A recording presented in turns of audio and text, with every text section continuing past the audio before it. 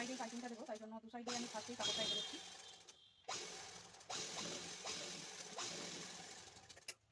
তারপর এটিতে পুরো কাজ লাগাতে হবে, না হলে পাইপিংটা ঠিকঠাক বেরবে না বা সোজা হবে না, কোথাও মোটা কোথাও সরু রকম হবে।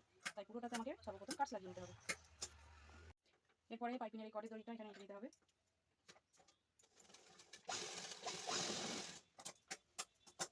কটের দড়িটি এঁটে নিয়ে এভাবে আস্তে আস্তে এর উপর দিয়ে একটা চাপ সেলাই যাবে। পুরো পাইপিংটাকে আস্তে আস্তে ধরে ধরে এভাবে হাতে করে করে টেনে পাইপিংটা দিতে হবে। পাইপিংয়ে দেওয়ার সময় কাপড়টিকে ভিতরে ঠিকঠাকভাবে হাতে করে সরিয়ে দিতে হবে, নাহলে কিন্তু পাইপিংটা সোজা বা মোটা সরু মোটা হয়ে যাবে, কিন্তু সমান হবে না।